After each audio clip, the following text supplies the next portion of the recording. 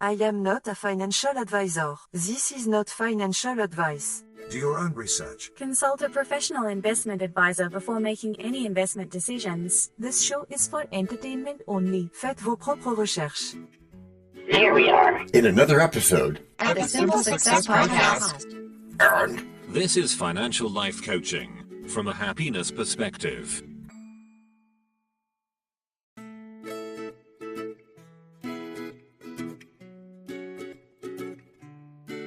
Previously on Simple Success. Notice how people cling to what they know, even when it doesn't make sense? Of course. But isn't that smart? I mean, after all. Choosing the familiar feels safer. Maybe, but that's the trap of the ambiguity effect. And now, just like with a previously on thing on TV, we take you directly to this week's episode. Anything is possible.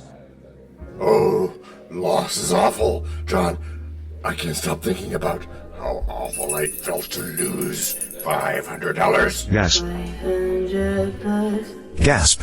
In that stock dip last quarter, gains just don't feel the same. It's like DT's brain can't celebrate upward moves anymore. That happens. It's the grip of loss aversion, you guys. Our brains are wired to fear losing more than they enjoy gaining. It's a deep part of the animal instincts we all have. It's evolved us for survival. So I'm not just being irrational? No, not at all. That reaction is fueled by adrenaline and the fight or flight reflex. Yeah, it can be, but if we never move past it, then we limit our asset acquisition potential and miss out on other financial opportunities. You mean like when I avoided investing in that alternative marketing agency? In proportion to your other MSIs, yes. That one that ended up growing faster than my safe pick? That's right. Your safe pick felt safe because it had a familiar branding technique, but the gain potential was already priced in. Cutting-edge research thrives where uncertainty lives. So we humans prefer known losses to unknown gains. That's common, yes. Yeah. We mistake comfort for wise investing, but avoiding risk entirely, that doesn't make us smarter, just less exposed. That's where having a visionary mindset helps.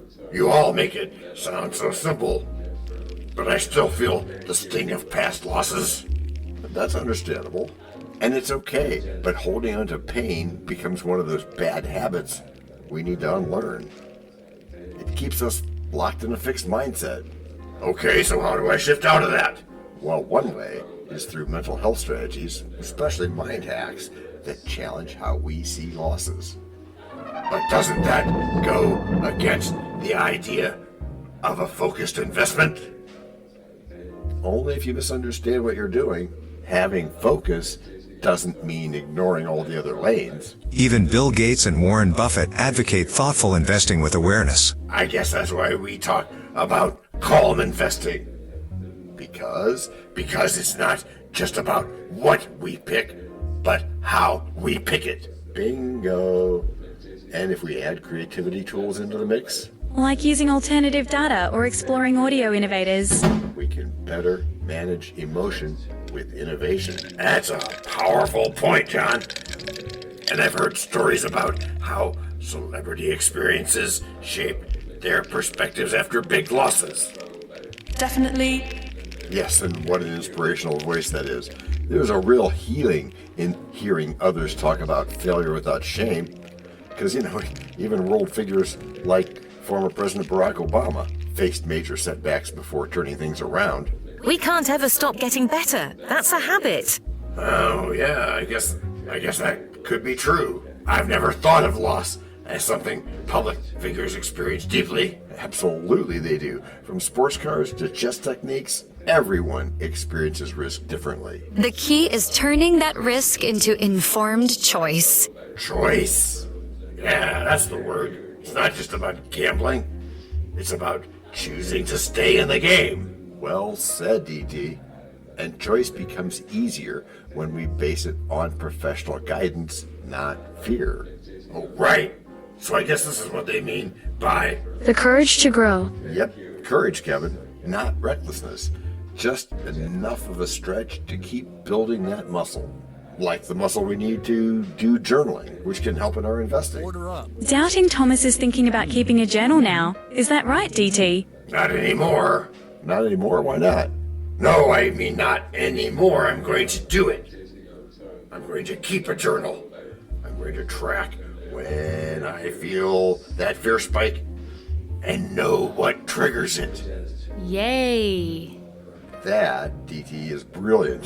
And I don't mean that sarcastically. It's self-improvement in action. So pair it with something like a daily review of the latest blogs or an inspiring quote, and you really got some change going there.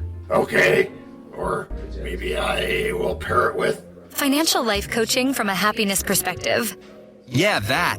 And we'll get there without aiming for perfection. Just less fear. And more momentum. And that, my friend, is the mindset that's going to turn loss into your best teacher. So let's get ready for Act 2, where we go deeper into reclaiming gains without the baggage of regret. Okay, since we freeze when we fear what we might soon forget. Avoiding the risks we haven't faced yet. Clutching old losses like unpaid debt. But every bold choice is a race to be run. It's a fresh path forward.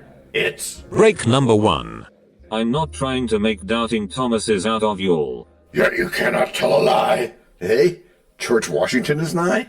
Obviously not. Nor is it time for the rhyme. But it is time for something. It is? Yes, it is. It's time to learn. Learn about what? Why, DT, it's time to learn about a sponsor. You know, what they make, what they do. Before we even get to Act number 2? Well, yes, indeed, my friend. As our editor knows. This is the place where your message goes. We can plug it right in to the story we tell, so that no one fast forwards. Except from your well. We can build it ourselves, with approval from you. Taking action will do it. Not bragging, it's true. Starting something instead, and taking action, as you just said. Based on your beliefs. Yeah, but still, not just knowing, but also doing. And as I've been saying about goals. No, sorry. Getting what you want without limiting the rights of others. That's correct, Matthew. Or yucking their yum, as is said. But still, it has to be... Based on your beliefs. Which are, among other things, that thinking is a good thing. Sometimes, yes. So you've been thinking, my mass gathering of grapefruit? Yeah. You know, John, I've been thinking, like I said. Maybe it's not just fear of losing money. It's like my whole identity is tied to past losses. They haunt me more than they should. And that's a common effect of loss aversion. But you shouldn't feel haunted. Just know that our decisions are going to be skewed by making losses feel bigger than they really are. Even Albert Einstein admitted he hesitated to take risks late in life. That surprises me. Even Einstein? I just said so, and I don't lie. You mean that you're not programmed to lie? That is so far true. No, he, meaning the robot voice, is not programmed to lie. But the other he, meaning Einstein. Right, Einstein wasn't alone. Andrew Carnegie struggled with risk in his early days too, but he overcame it. And that's a big lesson in investment convictions and learning to detach from fear. So the trick is not eliminating fear, but moving with it. You got it. It's like an archery wisdom. It's release and control, and that ties directly into what some people call letting go of yesterday. Especially if you made mistakes yesterday that you're not going to make again today. It's okay, that's learning. Yeah, it is. But I never thought that animal instincts were going to play such a big role in my finances. Right, like I thought worms and apples were going to be a much bigger problem than has turned out to be the case. And having relaxed the brain with that little joke, know that loss aversion is rooted in those same instincts. It's why we stick with familiar things, even if alternative viewpoints or alternative marketing strategies might serve us better. Oh, like passing up on that cryptocurrency trend last year, or Nvidia earlier this year. I didn't understand it, and people don't. So I ignored it. And now I wonder. You wonder? You had hesitation from fixed mindset, Classic fixed mindset. but you've also got a visionary mindset for me. You see how you're reflecting on it now? You really think so? Absolutely. By building on that reflection, maybe through journaling or interactive sessions, you're retraining your response. Less impulse, more calm investing. I like that. It reminds me of badminton genius. Players anticipate, they don't react. And that's what you're saying, right? Yeah, that's a perfect metaphor. Anticipation beats reaction every single time. It's like what Helen Keller said, quoting her on her birthday, "Optimism is the faith that leads to achievement." Oh, that's good. I like that. I've never thought of optimism as a tactic, but it makes a lot of sense. It's more than a mindset, DT. It's part of a larger system. It's like choosing to explore cutting-edge research. Not just for stocks, but for yourself. Maybe I need to create an info filter. Follow only voices that build my authority and reduce the noise. Okay, that's authority building in action. Just be careful. Start with SEO insights or, find some high-value content from SEO experts. And it wouldn't hurt to read some of those blogs you talked about more mindfully either. Not like we normally do, tending to skim and doom scroll and stuff like that. Doom scrolling is a hidden threat to investors. It is, yes, and not just investors, but in all walks of life. So instead, try barrier-free information, because it's easier on your brain and your immune system too. Oh, I never tied all that together. The gut disease I have been battling might also be connected to all this stress. I am not a doctor, and I do not play one on TV, but that conclusion is plausible. Yeah, thanks, Robot Buddy. Gastroenterology shows how emotion and digestion intertwine. That's why we need whole person thinking. And I've got plans to take that thinking to some big cities that we've put on my vision board, like Seattle, Albuquerque, even New York. But I'm scared to move. Oh, it's okay. You can let fear visit. Just don't let it unpack. Cities like those, and many others that listeners will no doubt write in about. That's true. Places that offer those rich financial opportunities and diverse club communities. I could even start a local stay-at-home mom's investment group or book club. Probably you should be a mom yourself first, DT. Love it, guys. A sense of humor is really good, and it can be a great customer magnet, too. It serves value and connection. Know your audience. Maybe add in some coffee tips or other whiffin' stuff for instant community. I'm smiling now. And that hasn't happened in a while when talking about money. That smile is your breakthrough, my friend. Keep choosing courage over comfort. Good advice, Alice. And also, keep choosing Financial life coaching from a happiness perspective. instead of stalling our steps for fear reflective. Right. We can't assume each risk is too defective. So when change appears, we act protective. And miss the gain. How misdirective. But trust is born when fear is through. And strength arrives with Break number 2.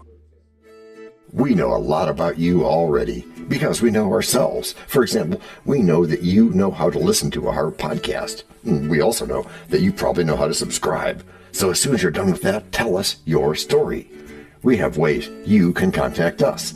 It involves a special link where you can leave us a message. We may have an email address for you as well in the future, and we'll let you know if that happens. The reason for subscribing? I thought you'd never ask. When you subscribe, you automatically download all future episodes of that podcast. It just happens in your player without you having to go search again. How cool is that?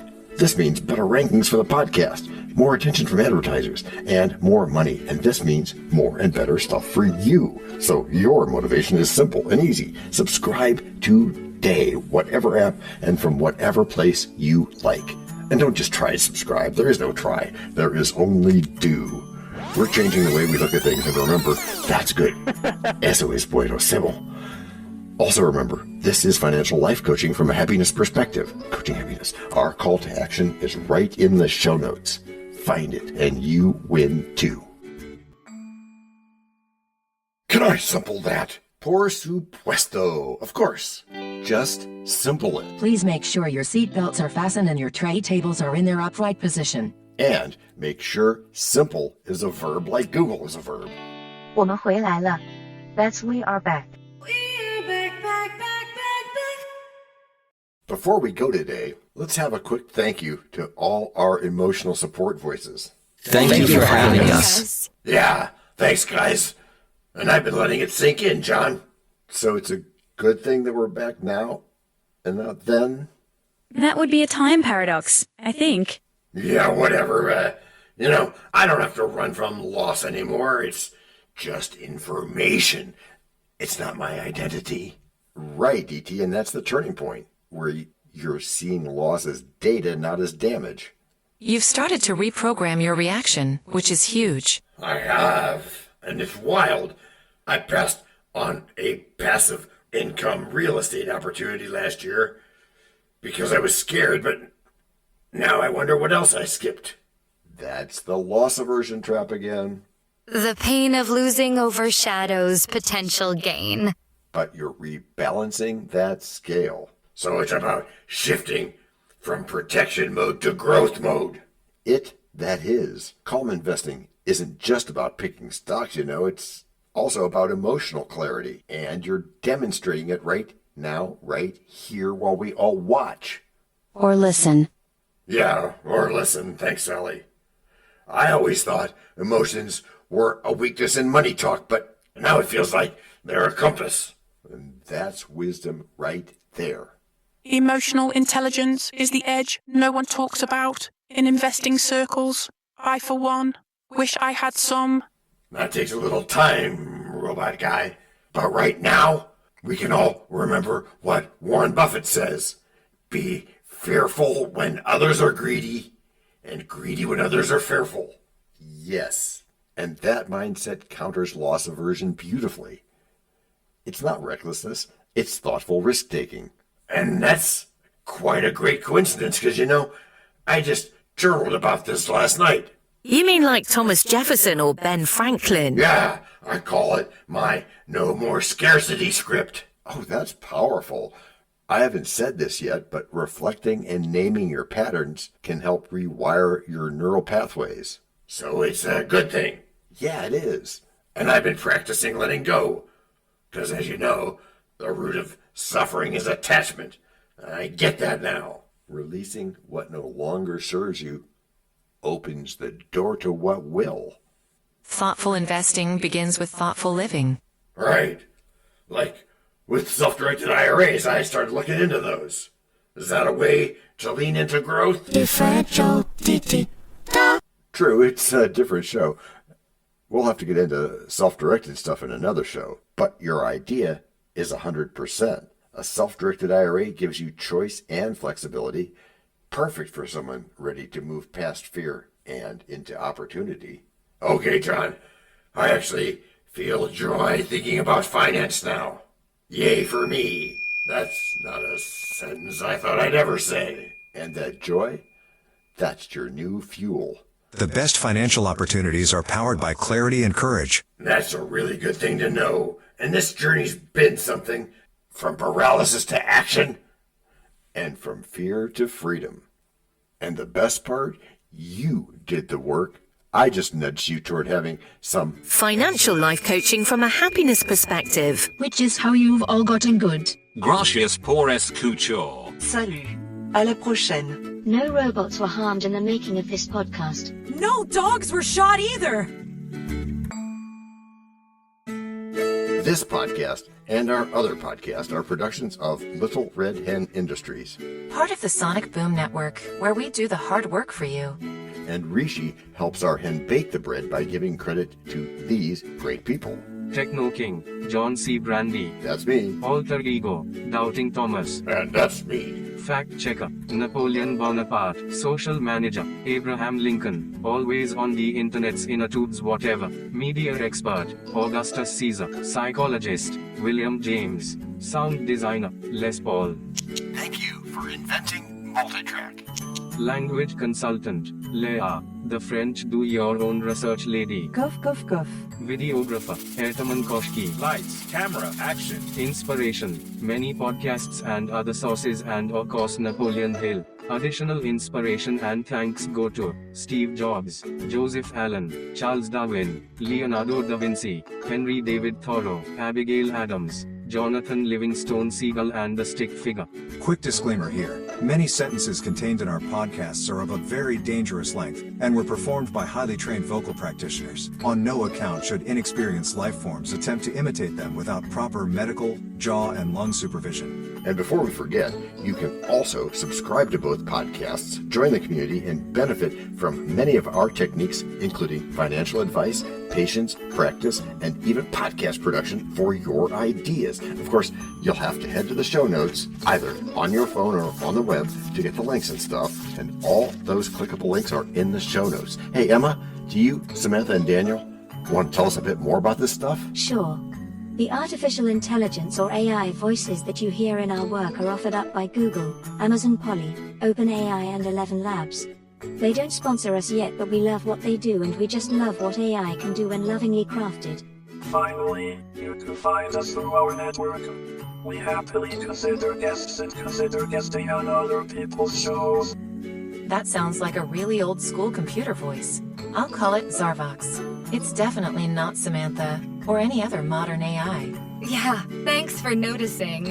And really finally, our music comes from Cute by Ben Sound and from Piano Background by Nick Simon Adams. Thanks also to AI MuseNet, Suno, Audio, ElevenLabs, and Ace Studios. The sound effect credits go to Jackson Academy Ashmore, Canoe CG, Dr. Jekyll, Joe Payne, Everything Sounds, MK Claymore Stories, ERH, Sand Emotions, Big Pickle 51, and Just Kidding. Yes, that's his or her name, all on free sound. Also, languages are the bomb. Paul.